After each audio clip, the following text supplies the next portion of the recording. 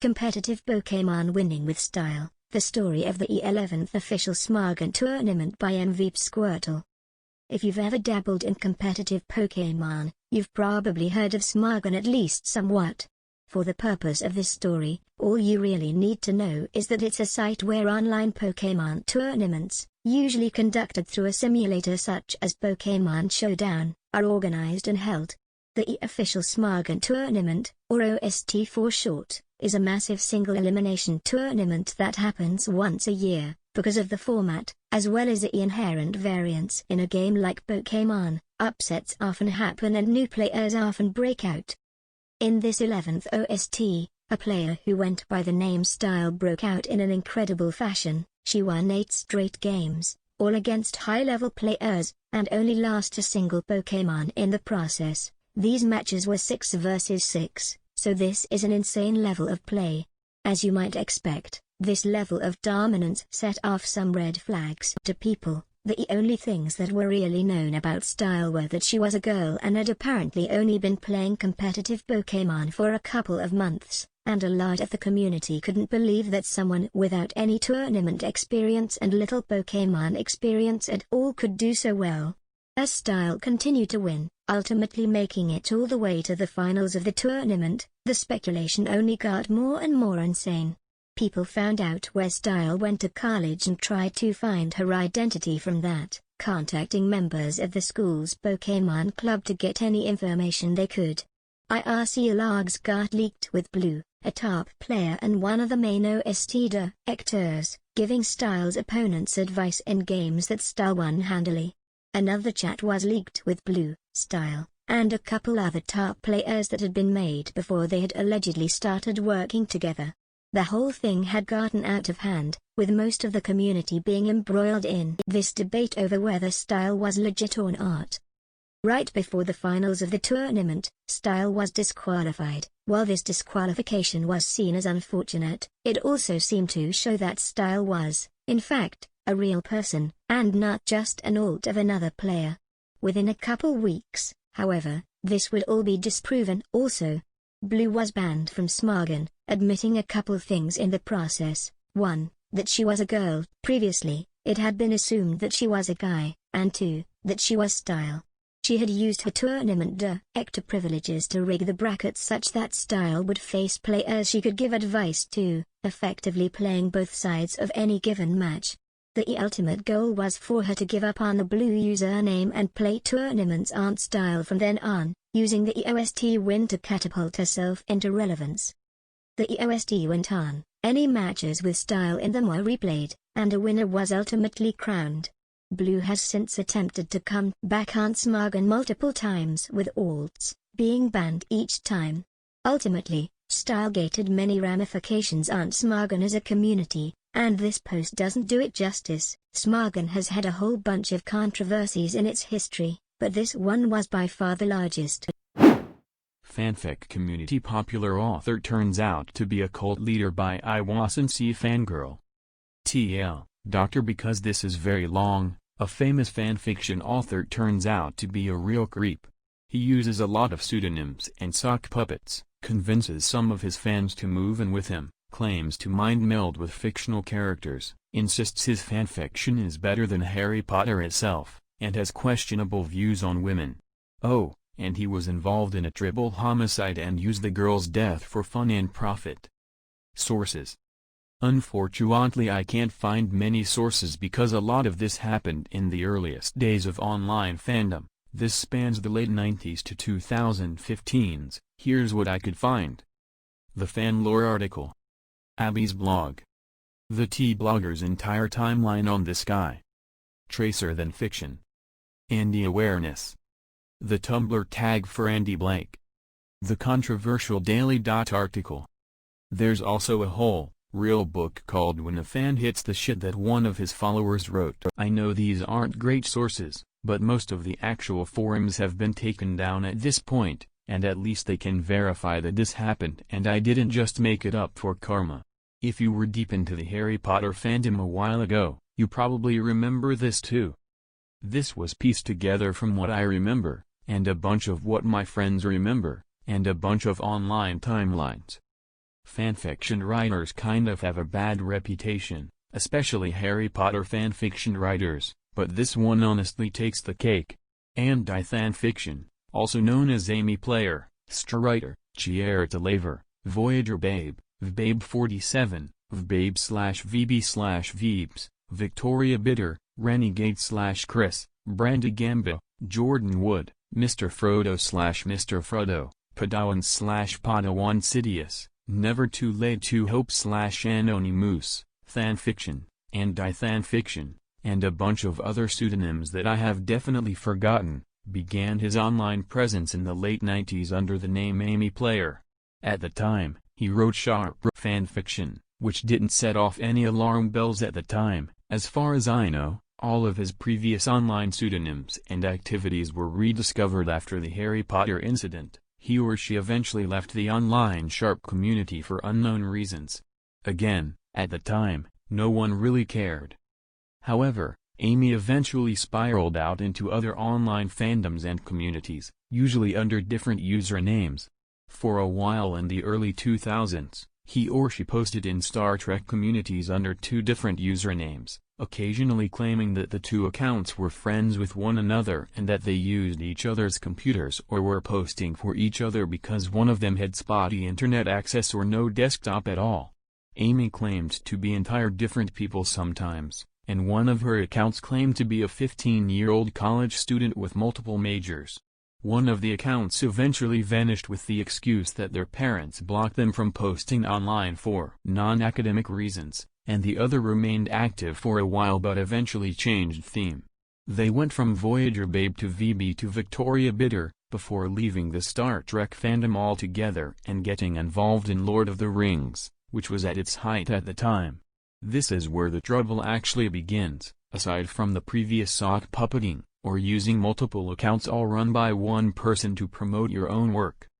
So it's the early 2000s, and there's this newcomer involved in Lord of the Rings, which is extraordinarily popular.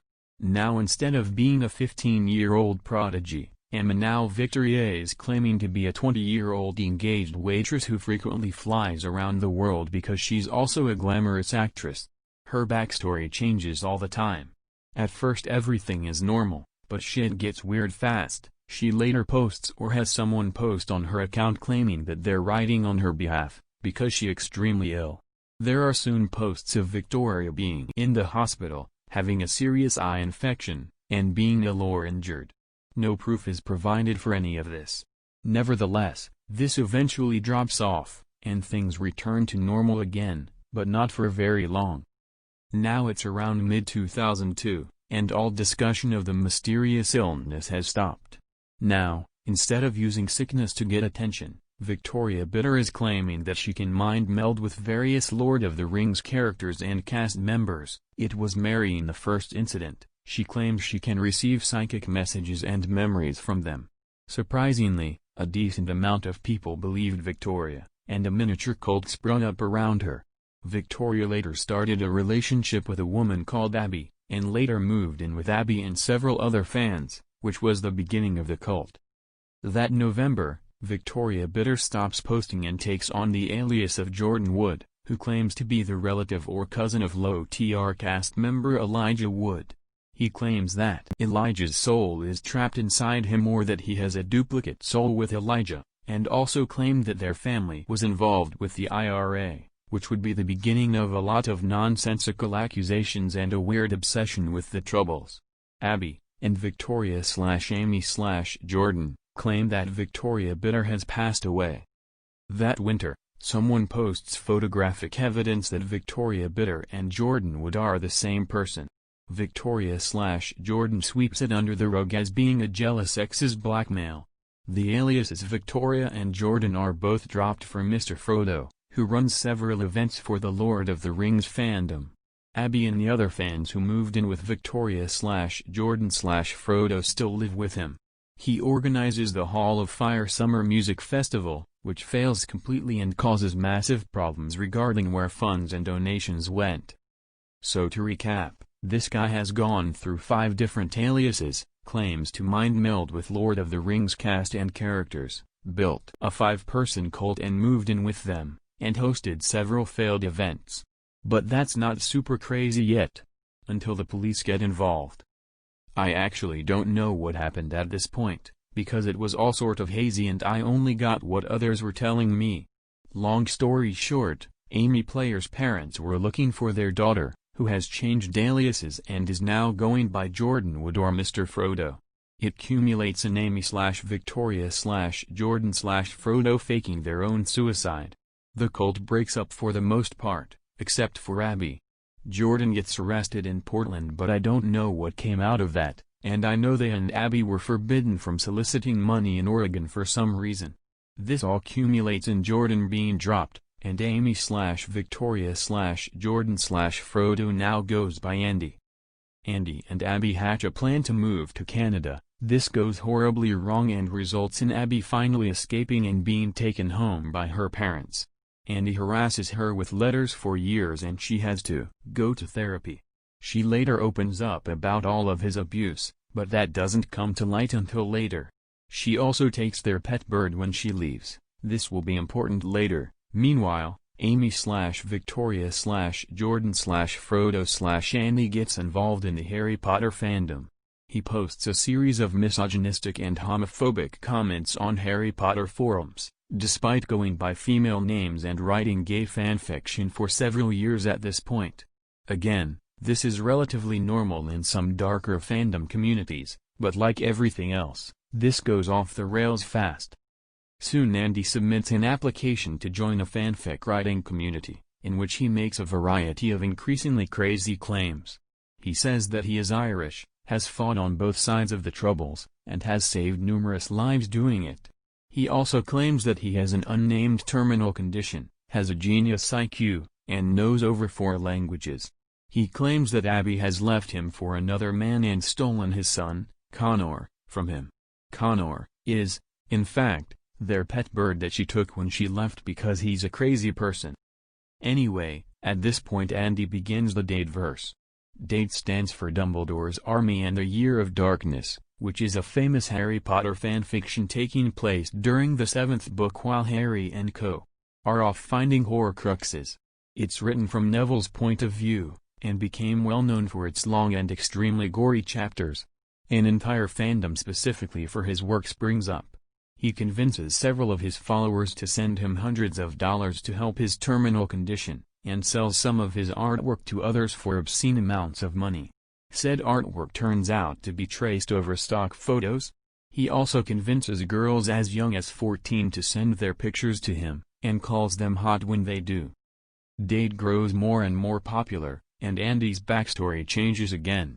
He's now claiming to be an American-born son of an Irishman who has a personal issue with the IRA, but he's fought in the Troubles on both sides anyway, and the reason he doesn't have an accent is because he's really good at hiding it. He also says he had a somewhat abusive childhood and was isolated from others.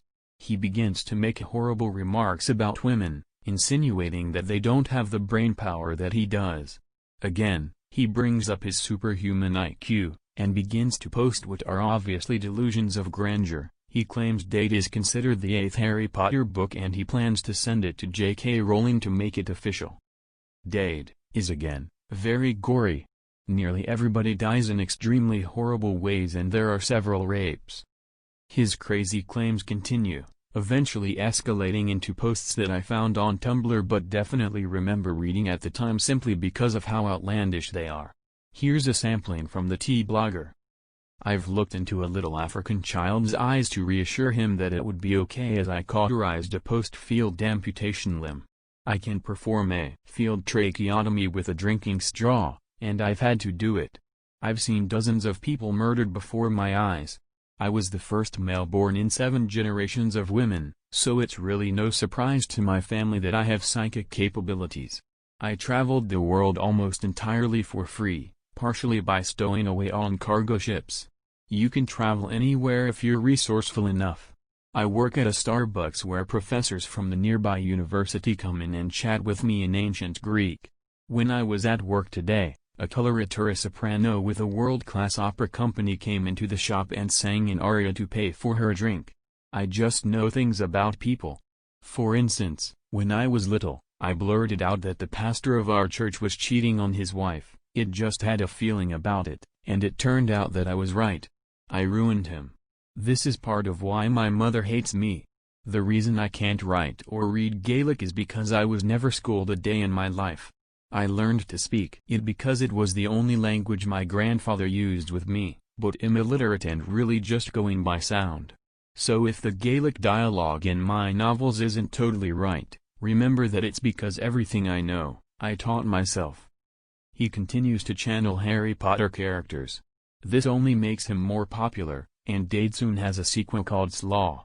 This is when many of his followers started leaving him, because Slaw was so gory it began to make people physically ill.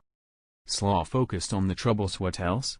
And Andy claimed that he was portraying all parties involved completely accurately. Set against a backdrop of Ireland at some unspecified period in the 90s-2000s, it features the Harry Potter cast doing something involving the Troubles. It comes up repeatedly, but really it's just an obscene, women-hating gorefest featuring lots of rape. People begin to get very unhappy with him, especially when his early alt accounts were discovered as belonging to him, and members of the LODR cult began to speak about the abuse he put them through. He claims Amy Player and Victoria Bitter were the aliases of his evil twin. He continues to claim that he has connections or personal issues with the IR and writes more stories set with the Troubles as a backdrop. Andy temporarily leaves the Dadeverse but later gets involved in several other communities. He begins a small cult again and gets involved with a girl named Brittany. Andy continues to tell his followers that he has 6 weeks or so to live. Brittany begins to post letters about how happy she is with Andy and about how her parents were abusive and bad. Abby points out that Andy forced her to say similar things when she was living with him. Brittany and Andy say they plan to kidnap Fandia and not release him until they collect enough donations. Things quickly escalate to a degree even higher than previous escalations. Brittany and another person living with Andy are shot and killed by a man named Jason, and Andy tries to tie Brittany's death into his fictional universe. Now claiming the hike is a memorial for her, he continues to collect money for it, claiming he will donate it to Christian charities / domestic violence centers / abuse helplines / earthquake rebuilding and various other charitable organizations. He changes which organizations every few days. Andy and 2 of his followers go on the hike. He forces a female follower to go on birth control, then makes her write letters accusing her parents of abuse and saying that she's so happy with Andy. Said follower and a male follower later get married in Vegas, which Andy encouraged. He was apparently playing matchmaker with them the entire time. Anyway, I have no idea what really happened at this point on. The hike was probably a scam. I know he wrote a harassing letter to his roommates posing as Harry Potter characters. I heard somewhere that he got a job at a Christian summer camp but got fired, and I don't know how true that is. A few years ago, Abby, remember her, the girl who got picked up by her parents at the Canadian border? Began to write about her experiences. Her accounts were backed up by the other members of Andy's short-lived cult. Meanwhile, Andy himself continues to go off the rails, posting a lot of sexist garbage.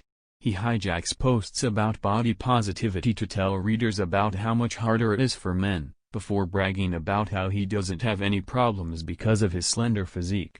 His blog becomes kind of nonsensical, dissolving into Instagram waifudy posts, miscellaneous and usually bad advice about sex, and incoherent ranting about how J.K. Rowling wishes her universe was as diverse and cool as the Dadeverse. There was something about him trying to solicit room and board from someone at some point. I don't think he succeeded.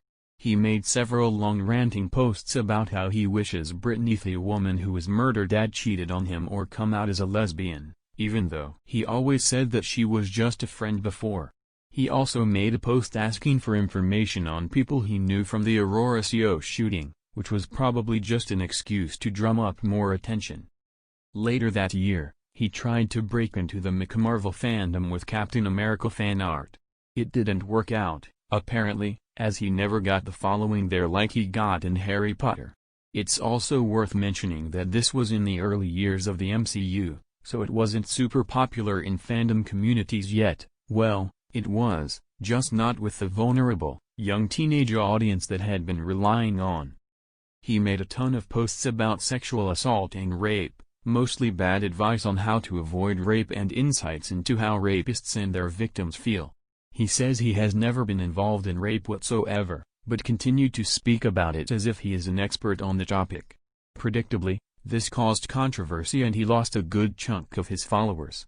He also claimed that he had oral sex with a woman and it was so good she came 50+ times in 5 minutes, before going on a neck-beardy rant about how no women are special enough to pique his interests. He kept doing creepy, disturbing things, like drawing unsolicited pin-ups/softcore porn of his underage followers without their knowledge or permission. He continued to try to break into the Hunger Games, Glee, and Wicked fandoms. None of them stuck. He was working on a sequel for the Dateverse, Apekatis, but never finished it. He claimed he was mind-melding with Harry Potter characters for a while, insisting they were real people and only he understood them, before getting into a lot of controversies about his abhorrent views on women, general creepy behavior, and mishandling of the numerous rapes he'd written. 3 years ago, an article on Blake's life was published. Most people found it to be overly sympathetic. As for right now, I have no idea what happened to him. Nail polish/nails Facebook group is a constant shit show. By Brikachu. There are 2 very popular Facebook groups for those of us who love doing our nails. One is for praising beauty, and one is for embarrassing nails that don't belong on God's green earth. These 2 groups are essentially sister groups, but most of the drama happens in the shaming group. I left it because, believe it or not, a group full of mostly stay-at-home moms, certified nail technicians, and middle-aged women can be extremely catty. Here is a list of all the drama that happened while I was there. It was a long couple of months. 1. Every once in a while, we got a rare racist gem, insulting, mostly, Asian nail technicians working in the US. The context here being that buying press-on nails from Walmart is faster and cheaper than having a nail technician do them, and racism to boot. 2. At some point, the admins decided they needed to add another moderator to the group as it was getting so large, so they started taking applications. Their requests, including that the new admin not be a Trump supporter, really rustled some jimmies. Some people left, calling the admins snowflakes, bigots, and saying they were being discriminated against. I wish I could find more posts, but I think the admins and mods deleted most of them. 3. Shortly after I joined, someone, let's call her Jane, had posted a picture of their manicure in the praising group. Jane thought her nails were beautiful, and had not anticipated that there would be people posting her nails in the shaming group, to be made fun of behind her back.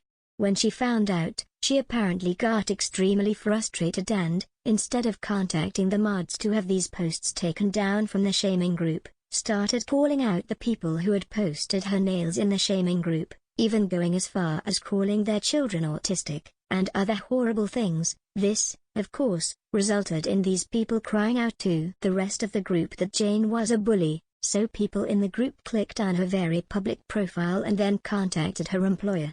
Jane apparently was fired for her comments, the admins kicked her from the group, and then Jane decided to ask the admins and contact their employers and their family members. Eventually this whole situation died down, but it was a roller coaster.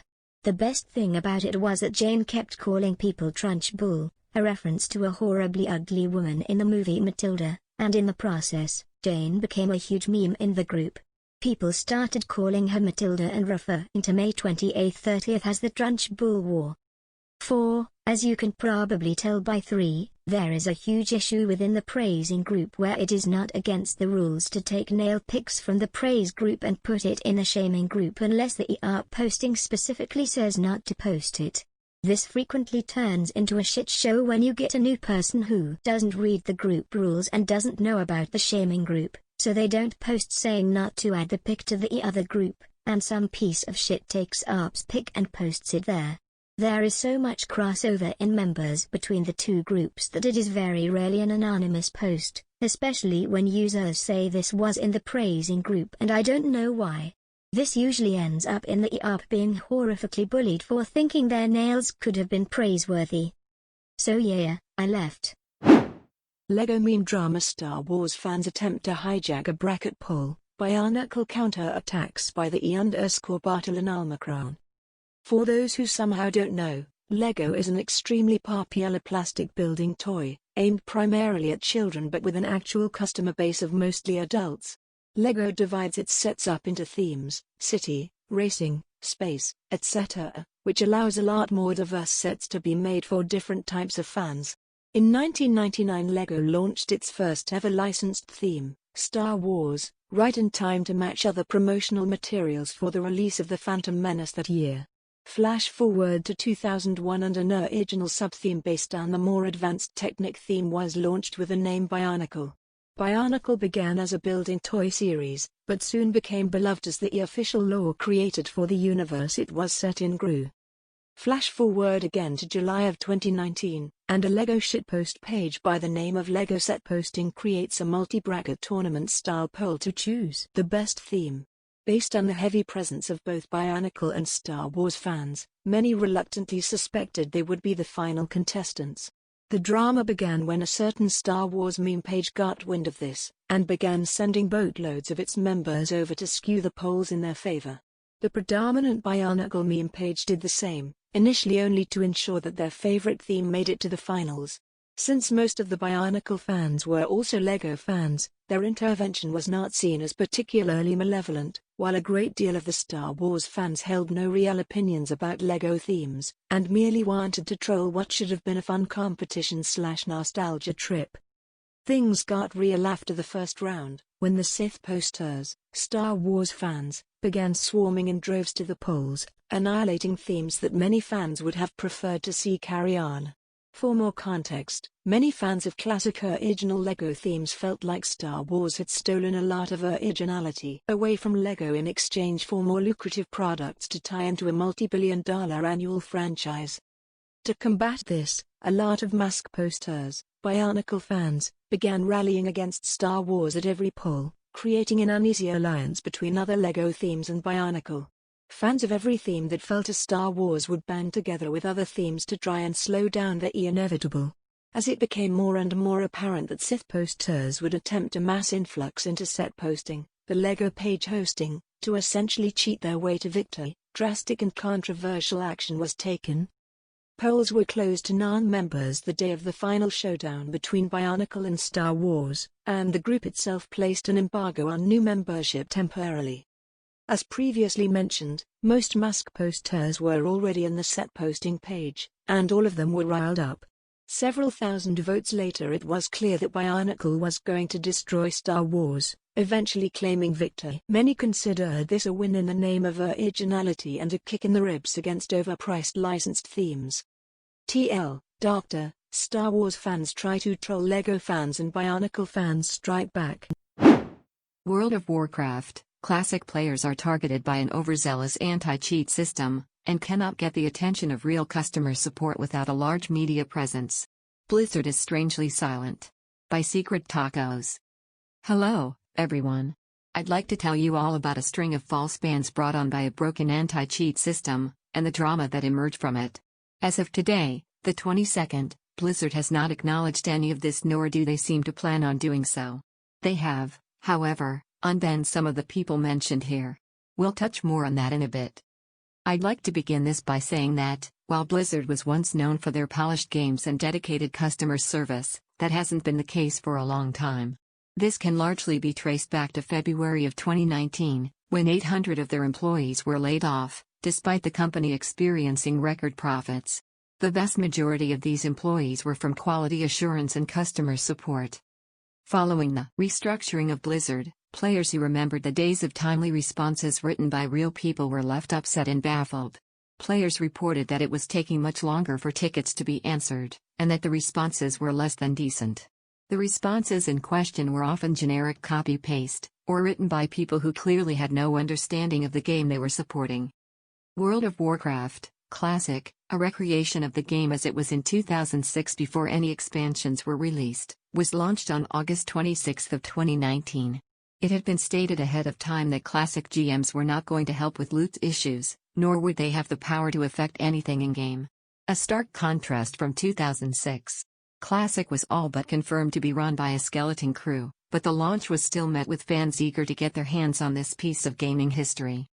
As the dust settled, it became readily apparent that cheating was not discouraged in Classic, and cheaters would only be seldom punished. Players would add botters to their friends list and report them daily, but nothing seemed to come of it. Sending a report could often crash your client, and the in-game ticket panel is broken. Both of these issues persist to this day. Blizzard has always banned in waves, but as of now, there has only been evidence of 2 waves in Classic. While some botters have been individually banned, the amount of active botters is much larger. Botters were essentially given free roam of the world. Some patrolled around a specific zone in search of ore to mine or flowers to pick, while some chose to hide inside dungeons that could be farmed for valuable gear and raw gold. Others still chose the PvP grind, where rewards were largely given out based on time invested and not skill, making it an easy farm for bots to do. The punishments for such actions largely came from player-enacted justice, where bots would be tricked into attacking enemies they couldn't loot, or lured to their deaths until all of their gear was broken. PvP bots were invited to parties and summoned to areas with civilians.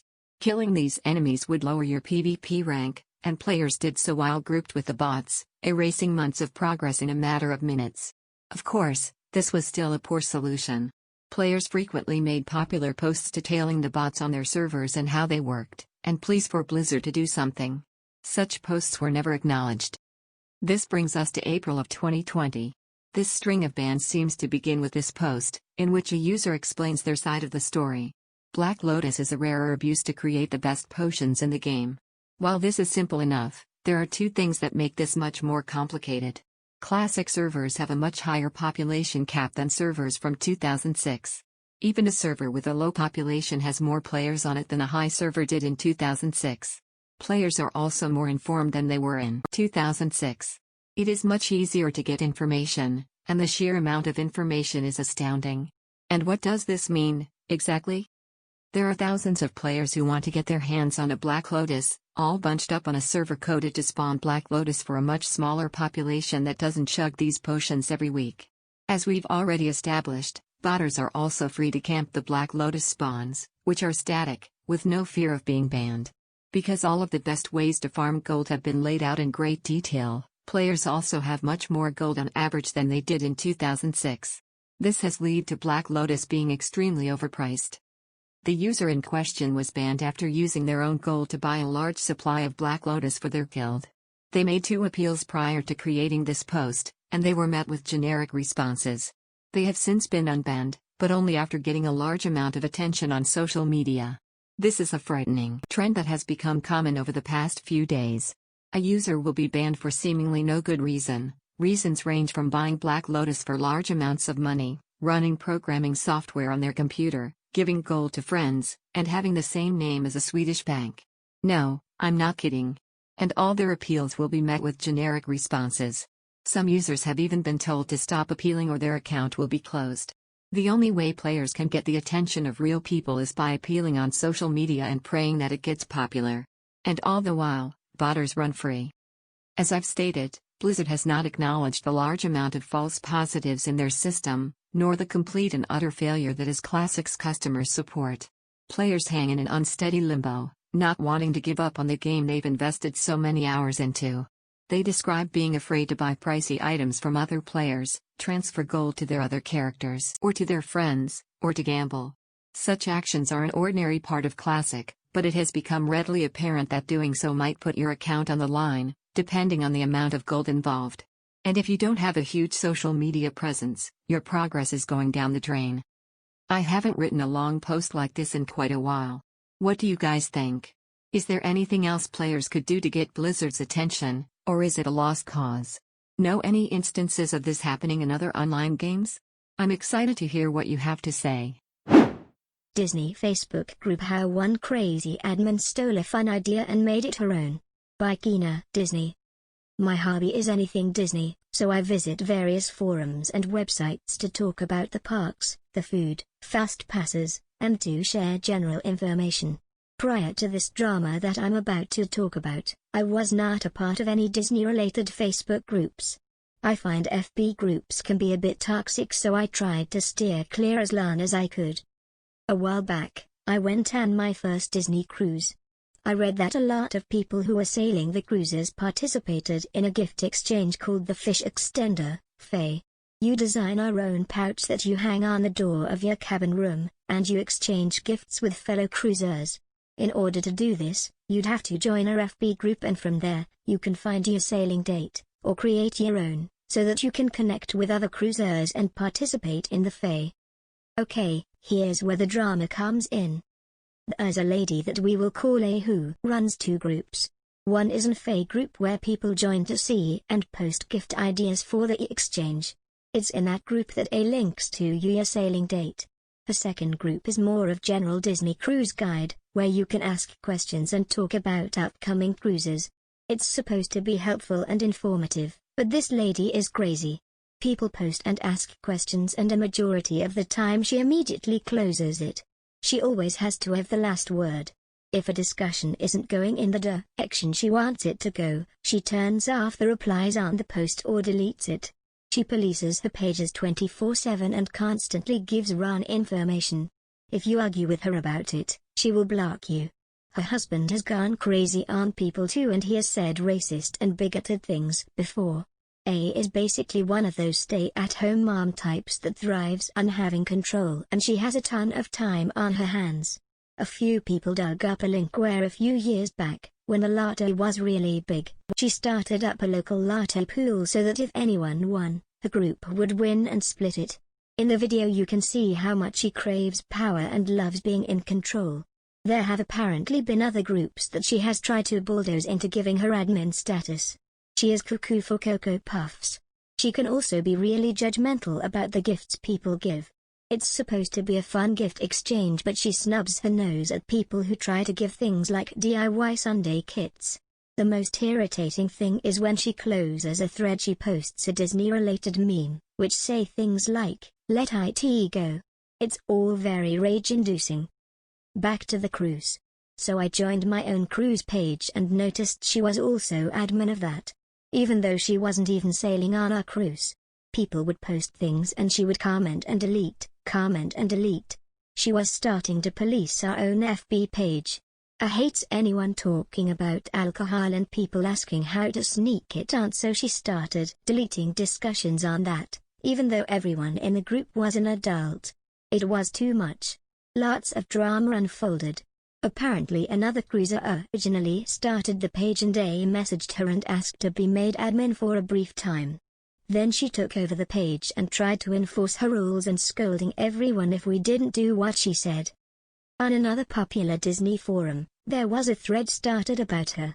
Someone asked if A was in charge of Faye because they wanted to participate, but didn't want to deal with her. You can see why. People started posting that no, A didn't invent the Faye concept, she just pretends like she started it and deletes any mention of it actually originating on that particular Disney forum. Also, it turns out that A always tries to take over all the sailing date pages, regardless if she is on that cruise or not. She used to be a member on that particular Disney forum, but got the boot because of her power-hungry ways. So she took the Faye idea and ran with it. She not only created two large FB groups, but she also profits off the idea with her Etsy shop. Anyway, not sure if this drama is interesting to anyone, but it has been entertaining for me and others.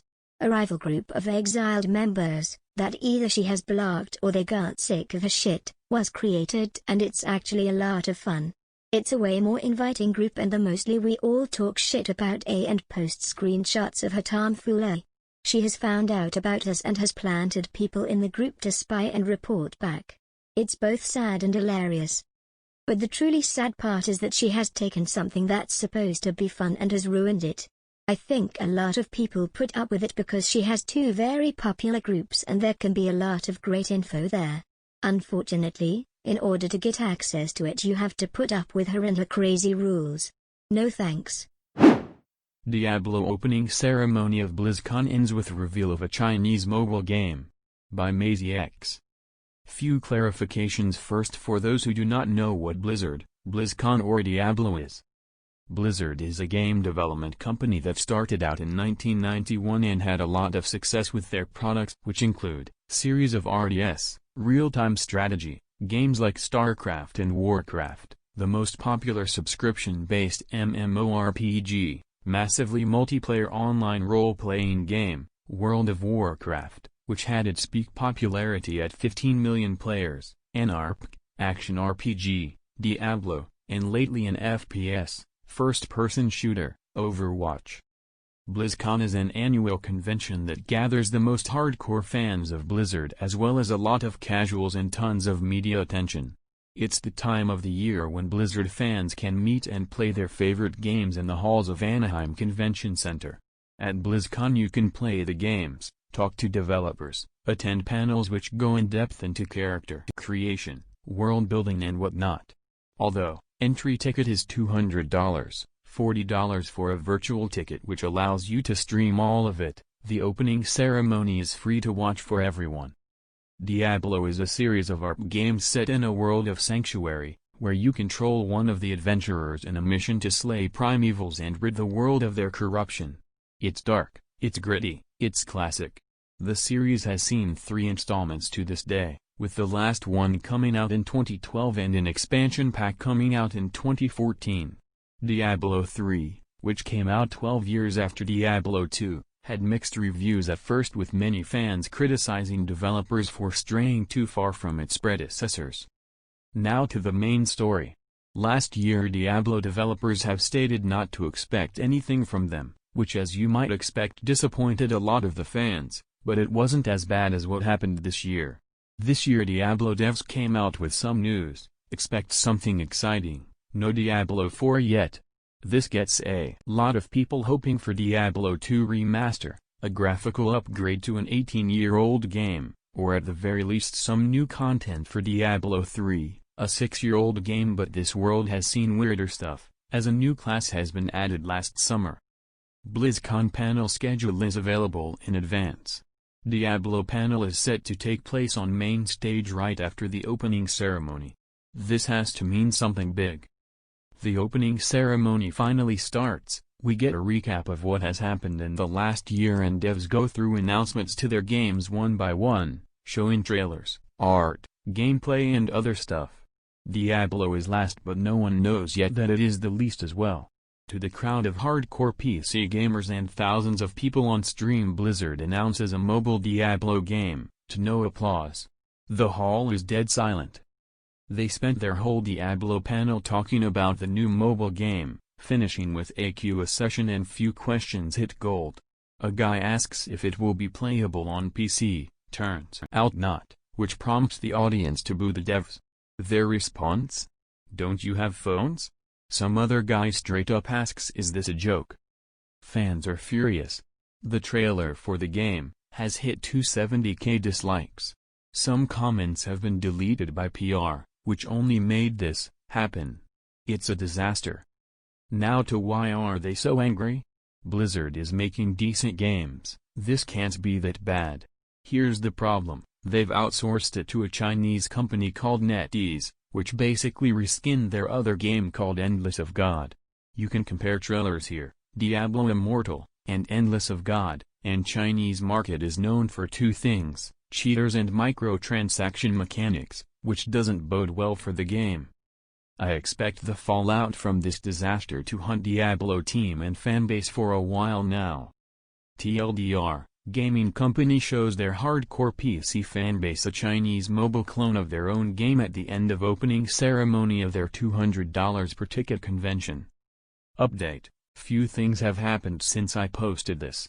First, the trailer on YouTube had been re-uploaded and the link on their launcher battle.net had also been changed, most likely in order to reset the like/dislike counter. Later its dislikes counter had been set back by 100k at least twice. It's most likely YouTube's automated algorithm that does that. It is supposed to detect bots spamming dislikes or likes and delete those votes, because no one else has the power to do it. Of course Blizzard could ask YouTube to do it, but I don't think it would work that way. And the biggest one yet, A Hearthstone streamer Kriparian claimed that Diablo 4 was to be announced in 2017 but was scrapped. Same thing has been reported by Kotaku. Reddit user u/Jimmy696 has done a great deal of detective work and came to the same conclusion. Blizzard denies withdrawing any announcements from BlizzCon 2018. Booktube, the readers who can't write by Nimue_of_the_lake. So I've been thinking about things I could post here, and I can't believe that I just remembered about this because it's perfect. If you remember/read my previous post, about Sarah J. Maas, you'll remember that I love young adult literature /drama. It's my not so guilty pleasure because I refuse to feel guilty about something that brings me so much joy. When I was a teen, though, I didn't just like your drama, I also liked your books. I'll still read the occasional yearbook here and there because, just like with all genres, in before year isn't a genre, there are genuinely good books for all the Thrones of Glass and Gender Game S. Google that last one, if you dare. It's pretty fucking bad. In 10th grade, I read way more than I do now because I was a teenager. Now, there are lots of different types of booktube. Booktube, for those who don't know, is YouTube, but with books. On the higher end, it's filled with great analyzers, reading recommendations, and thoughtful conversations between people who love books. On the lower end, it's basically the literary version of makeup vlogging. One of the best examples of this is a little channel called A Bookutopia. When Sasha Alsberg started this channel, I think she genuinely cared about reading. Her first video is called Clockwork Princess Theories, and, though I haven't watched all of it, seems to be a sincere effort at discussing one of her favorite authors. She's having fun, thinking up crazy theories, and genuinely having a good time. Her next videos are also just her having a good time. She does a Clary Frey outfit tutorial, a Clary Frey makeup tutorial, and a Clockwork Princess review. There are a few book hauls, but nothing too crazy. What I in particular loved about her channel was her bookshelves. Here's a random video, with her shelves in the background. In my opinion, she completely destroyed them when she redid them a few years later, but whatever. I liked that it looked like a bookstore. What can I say? I was young and liked shiny objects. But as Sasha grew older, her materialism grew with her. This isn't even her most outrageous video. I love watching them while I'm high, they're hilarious to me. She reads a fraction of the books she acquires, and so many of the books are from publishers paying her for her opinion. She usually doesn't read them, just gives a rundown of the summary with an added comment like, "This is so phenomenal, I'm so excited to read it." And by give a rundown, I mean she either memorizes the synopsis or actually reads it from the book. Now, I have no problem with people being sponsored by publishers. As long as they give their fair opinion, why shouldn't they be paid? This is their job, after all. But come on, you know Sasha's not giving out her real opinion, because that would mean she actually read them. Oh, and something else you need to know about Sasha? She's obsessed with Scotland, and, I mean, obsessed, why? Your girl Sasha loves Outlander. The first book at least. I'm pretty sure she's been reading the second one for the past 5 years. I've never read Outlander, so I don't have much to say about it, but Sasha's levels of love for this book are overwhelming. She has a fetish for Scotland. As she likes to remind everyone, she has Scottish ancestry.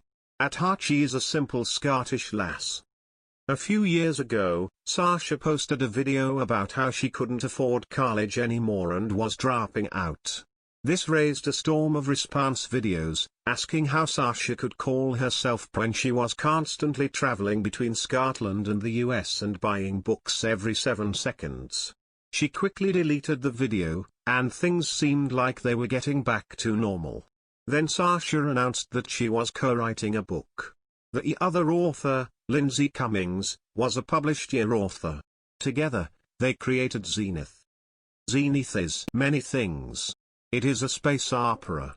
It is a tale of love and betrayal and, rescuing someone from a dungeon only to launch him at approaching attackers like some sort of traumatized bowling ball.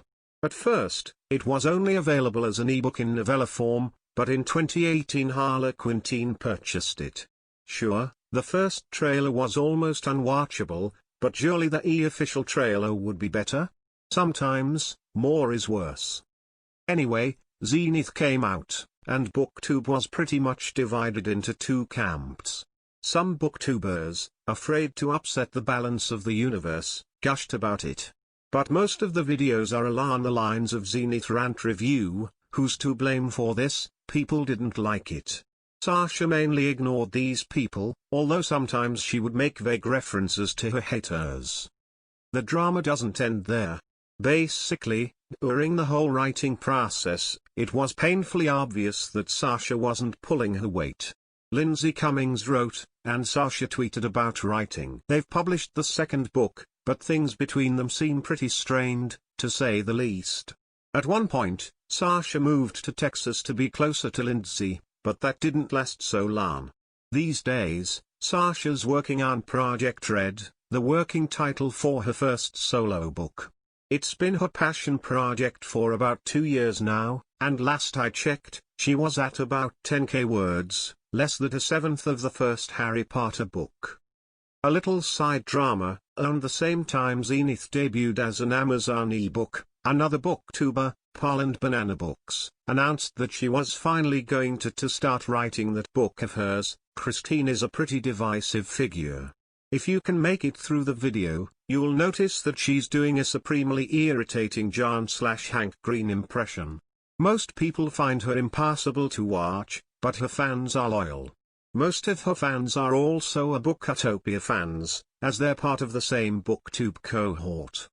Christine's announcement wasn't met with the same skepticism that Sasha's was because, despite it all, Christine still seems to care. I don't mean that she doesn't post videos gushing about sponsored books, but she takes her writing seriously, and in 2019, again, but better, hit the shelves. It's pretty bad. While it's not quite as bad as Zenith, it's hard to expect much from a book that begins with a woman reading the protagonist's diary over her shoulder while they're seated next to each other on a plane and then mocking her for never kissing anyone.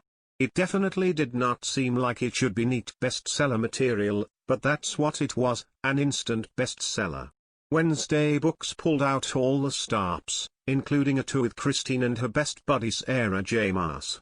Viewers equals consumers, and the viewers consumed. A new wave of videos like Again, but Better wasn't good. And is Again, but Better worth the hype? No, according to the video, swept Booktube. These days, there's a pretty big split between the big booktubers and the smaller booktubers, the big ones having mostly been bought out. There are lots of gems out there, and I'll never give up on Booktube completely, but it's been crazy watching the first generation of booktubers implode. Edit, here's the first page of Project Red being read by some random Scottish guy with Sasha pitching in for the last paragraph. You should watch it. Second edit, I'm not saying these books are bad as my opinion, even though it is. This is the reason for the rupture, because people thought the books were bad. In the body of the post I linked to ~2~3 different vlogs about it. This is the drama. This is it. Maybe you don't find it so interesting, but here it is. I'd go into Twitter arguments if any of them stayed up longer than 10 minutes. Craft beer best beer of the year is not real, the purists say. By partyontheobjective. Hello and welcome once again to the pathological world of craft beer. For a long explanation of what I mean by purists, I invite you to read the first 8 paragraphs of my previous beer post, but TL, doctor is this. Some think that adding natural aromas and extracts to a beer is cheating and not following the craft. They are very vocal and clutch their pearls and get the vapors over wonderful beers that have these things added. As the scene is, a lot of the time, reliant on social media, the drama, equally, is fought through YouTube vids, Facebook, and Twitter. This, once again, is about my country's beer scene, so adding screenshots and links would be useless as none of you would understand what is being said. And I'm still rather wary since I still don't want that first post leaking to the community. And your drama starts now. Late last year, a beer came out. It's an imperial pastry stout, with chocolate and peanut butter. The simplest way to read it is such: imperial means it's very strong. Stout means it's dark and heavy. Pastry indicates lactose added to it to sweeten it. Chocolate and peanut butter make it taste like Nutella. It's absolutely amazing. Thick, sweet, and heavy, chocolate and peanut butter well exposed, not a hint of alcohol is felt despite it being close to 13% ABV. It's to die for. Or to kill for, as it's only been made in 2 rather small batches, as it's a cooperation beer between 2 breweries. It flew off the shelves and there were incidents of people fighting over it in specialty shops. It is, without a doubt, the best beer I had all last year, and probably will be the best beer I'll have this year, because I have a stash of it in my cellar. And it's not just my opinion, too. When the beer came out, prominent figures in the scene made posts and vids about it, praising it to high heaven, and people went mad for it. It's a kind of beer that even people who don't usually enjoy the style or don't like their beer to be sweet would drink it and ask for more. And then, the most prominent beer critic / certified judge in the scene, who is and always was spearheading the anti-Omers discourse, had a go at it. He took a sniff, took a sip, declared it great, but said that he couldn't believe there's no Omer added to it. Well, one of the brewmasters for one of the breweries that made it had a little laugh at the critic on Twitter. What he said amounted to, of course there is an Omer in it. How do you think we managed to make it smell like that without one? Read the label. Ouch. But also ouch, because only one batch of the 2 had a label that indicated it had natural Omers in it. An oversight, sure, and since it did contain peanut butter as well, not a big one, but I don't like it as it would be somewhat deceitful. If not for the fact that you'd have to really be off your game to not be able to tell the beer smells of peanut butter but doesn't have that oily film on it that often appears if there was a lot of flavoring ingredient that is fatty added to it. But, to make it funnier, the batch released later was missing the information. But the critic did of the first batch. Hell broke loose. People started renouncing their previous reviews of the beer left and right, and urging people to boycott the beer and the breweries. There was one beer geek who called the brewmasters charlatans and alchemists, and I laughed about that because the amount of indignant rage was just so big. Inevitably, someone started beating the dead horse of Reinheitsgebot. For 2 weeks, certain social media, but especially Facebook groups, turned into battlefields, and let me tell you, no one was victorious there. It devolved into a discussion of Omers versus no Omers once again. The one argument that really stuck with me was that beers that have Omers are not real beers. As if somehow the care and time these people put into brewing this beer were not real because they added a few drops of peanut Omer to the best beer of the year. As for consequences, there's a lot of people who are butthurt and feel tricked because they really enjoyed a fake beer, but they are a very vocal minority, even among the very vocal people.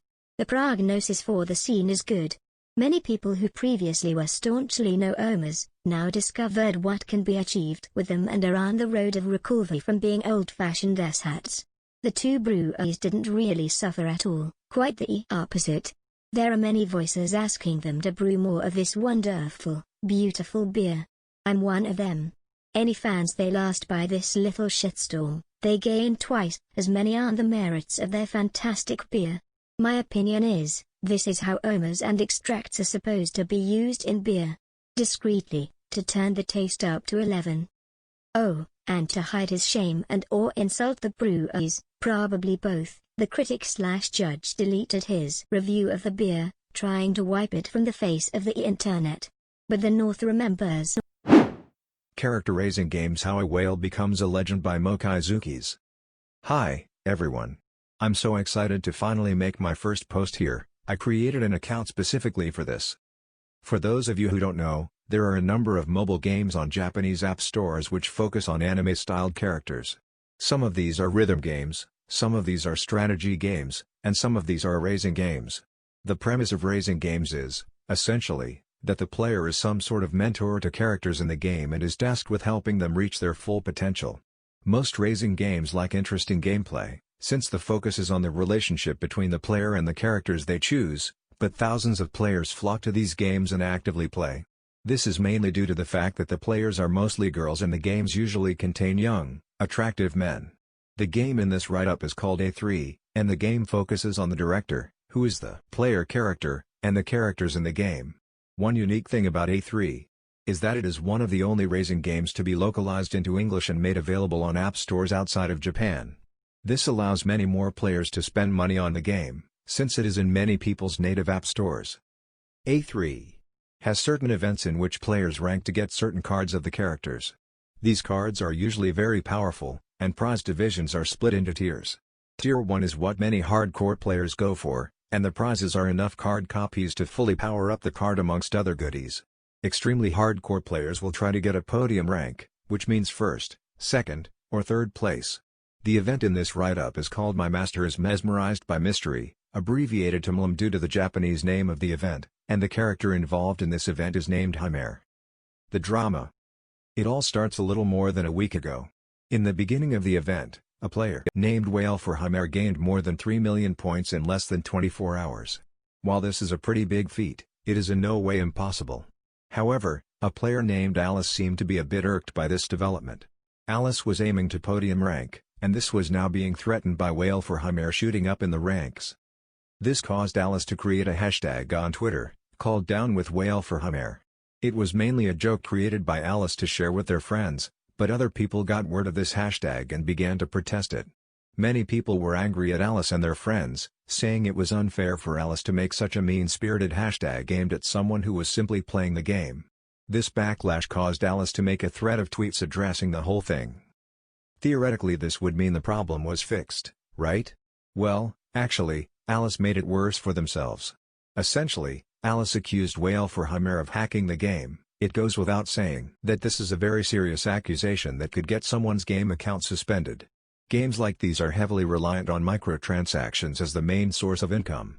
Someone's account getting suspended could mean hundreds of dollars down the drain, especially someone who self-describes as a whale, which is someone who spends hundreds or even thousands of dollars to rank in the events. Throughout the rest of the event, which spans about 10 days, Alice continued to tweet about the whole thing, saying things about how hard they worked for the rank and how unfair it seemed that someone else was doing the exact same thing. When people called Alice out on how their tweets made them seem like they were entitled to the rank, Alice started to backtrack and say that they never accused anyone of hacking and how they didn't think they were entitled to first place. Many of the posts were just like this one, which really just boils down to being upset that someone else was playing the game at the same pace Alice was. Repeatedly, though, Alice claimed that they were not mad or upset, even though they clearly were. The aftermath. Eventually, the event ends. An hour or so before its ending, Whale for Himare changes their in-game name to a Bible verse. Alice, of course, decides that they need to post about it. Keep in mind that Whale for Himare is presumably not on Twitter, as they have never interacted with any of Alice's posts during all of this. No one is entirely sure how Whale for Himare found out about all of this, but it seems that they did this in direct response to everything that Alice was kicking up. At the end of it all, Alice ended up in second place, and Whale for Himare ended up in first. Surprisingly, Alice did not make a salty post about this. Many people in the fandom spoke about how Alice acted childish. Even more people voiced their support for Whale for Himare. Generally, the fandom thinks highly of Whale for Himare, and sees Alice as being in the wrong or even as being a threat to other players who do not want to be accused of hacking. As of right now, Alice has not made any more public posts about the whole thing.